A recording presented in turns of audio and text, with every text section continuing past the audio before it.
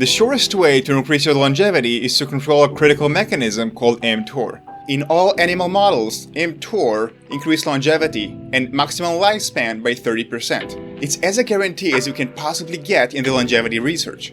But this mechanism is very responsive to how much protein we eat. So the amount of daily protein that you eat every day matters, and it has to be correct. On the one hand, you don't want to eat too much protein to wake up mTOR.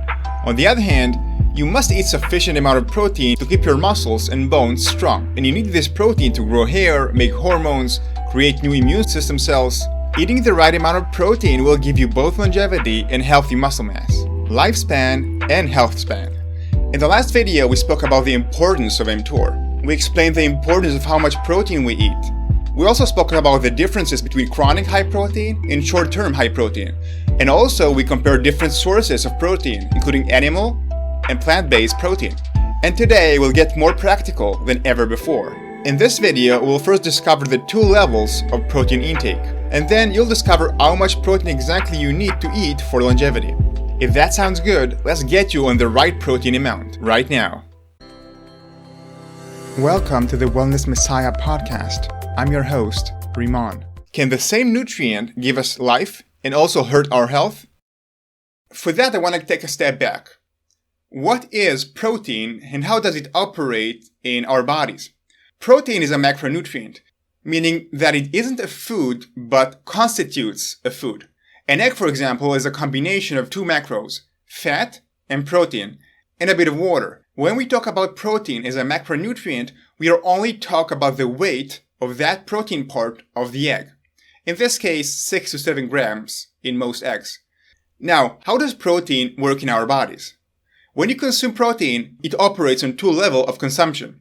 The first level of protein that you consume, this is where protein acts as a building block. This is where protein helps to repair the parts of our bodies, to grow hair, repair damaged tissues, build an immune system cells. This is the part that's nourishing the body. Now, what happens when we eat above that threshold, when we go to the next level of protein consumption, meaning eating too much protein? The first thing that happens, mTOR wakes up. It stops recycling garbage and begins to enhance growth. That steals your youthfulness. Instead of helping the immune system to grow, now cancer can use mTOR to develop and grow. Then what happens? The excess protein becomes sugar. The body converts that protein into sugar. So eating high protein diet is going to get sugar in the back door. That's not good because we all know that high blood sugar accelerates aging and steals your longevity. Besides, if I'm going to have sugar, I might as well enjoy eating it instead of my body making it out of protein. Another interesting thing happened is that this excess conversion from protein to sugar is also toxic. The body produces urea, which burdens the kidneys. If you remember the last time that you ate a large dinner, then the next morning your urine had a very spicy smell. That's urea. That's your protein conversion to sugar. And that's also another reason why people with kidney problems they need to watch their protein intake. I want to circle back to rapamycin, the longevity drug.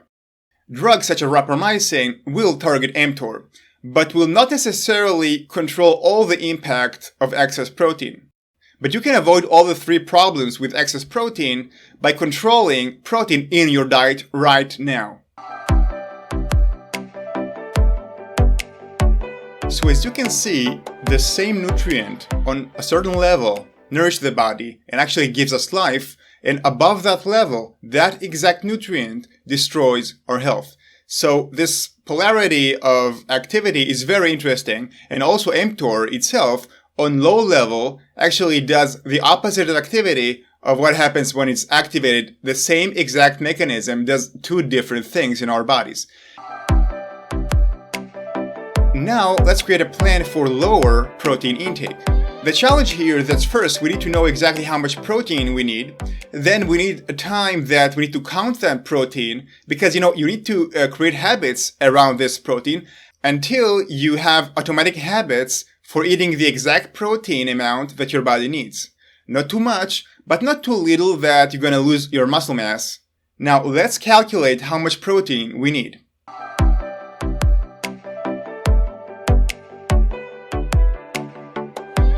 So how much protein do you need? There is the baseline amount of protein, and then the activity amounts, which adds more protein for that day. First, let's talk about the formula, and then I will try to simplify it for you if you don't want to deal with math too much. Okay, so the baseline amount of the protein that we need is 0.8 grams of protein for every 1 kilo of lean mass. Lean mass means that we need to reduce the fat percentage, and that's the result of that reduction. Please note, don't make the mistake of calculating protein requirement based on your total weight.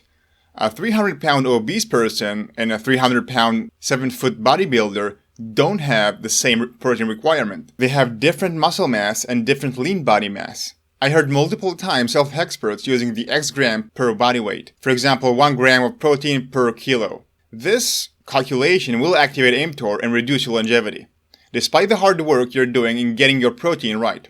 The devil in the details, and this is one of them. Now, since you may not want to stop this video and get fat percentage caliper, let's try to simplify the guideline of protein intake for most people. When I measured my clients, usually the results were the same. Most women usually need between 40 to 50 grams of protein per day at the baseline level, and men needed 50 to 60 grams per day. Now, if you're a tall or muscular woman or man, then add additional 5 to 10 grams of protein. This is your baseline protein requirement. But that changes with activity. When you exercise, then you cause some damaged tissue and you need more protein to repair the muscles and maybe the joints that resulted of that exercise. So what you want to do, based on how intense the exercise was and how many muscles it involved, add somewhere between 5 to 15 grams of protein a day. If you're doing your biceps, this is not large muscle, so I would only add about 5 grams. But if you do something that really activates the leg muscles, such as sprinting, for example, then you can add 10 to 15 grams extra of protein for that day. And in addition, if your muscles are still sore the following day of exercise, then you need extra 5 to 10 grams too for that day. Note that simple walking or standing for a long time isn't sufficient to increase your protein requirement.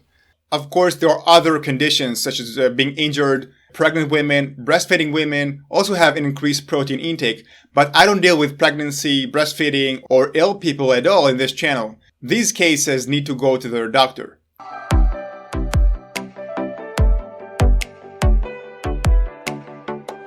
An important note for people over age 70.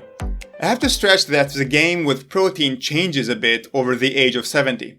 We absorb less protein from the food that we eat due to aging and lack of stomach acid, HCl. So your total protein intake is discounted, essentially. So the requirement of protein actually goes up as we age because of that. On the same time, we also lose muscle mass and lean mass, which is unhealthy, and that can also affect our protein intake. So people over 70 need to do more customization of their protein intake. The best way to calibrate the protein intake over age 70 is really to track the lean muscle mass based on the amount of protein that you eat.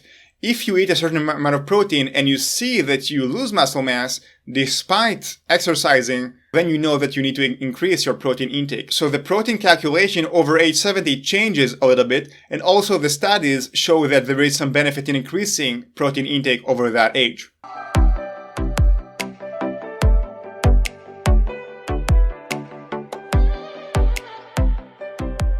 You may have noticed that 50 to 60 grams of protein per day is not much. Your body, as you can see, can be healthy on a very little amount of protein per day. I guess that this is how our species survived and reached this point. Our bodies need to be very smart on how it recycles and reuses protein to reduce the protein intake. Now that we know how much protein we need to figure out how much protein resides in the food that we eat.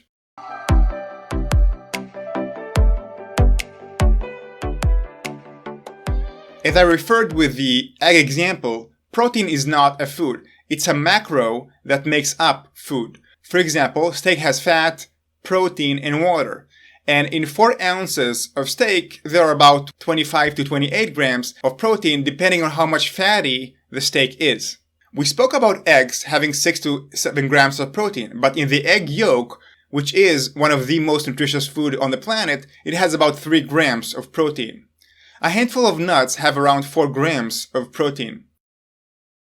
How can you calculate how much protein in every food that you eat? Well, the first way is looking at the package, if it's packaged food, comparing it to the portion, for example, how much protein in 100 grams of that food. Then you can go to websites such as nutritionaldata.self.com to calculate how much protein in each food that you eat.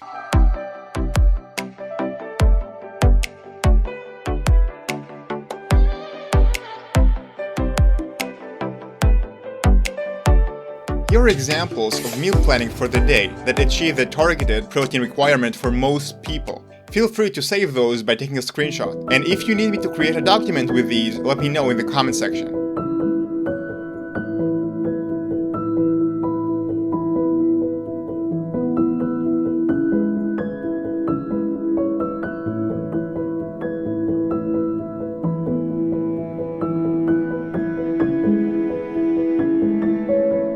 Eating the right amount of protein will give you both longevity and healthy muscle mass, lifespan and health span. And after you do that, you want to avoid eating too many essential amino acids and L-arginine within this protein requirement. So this is for part 2. In the next video, part 3, we'll get into the specific foods and how they target the amount of essential amino acids profile in your diet, so you can create your own diet for your longevity.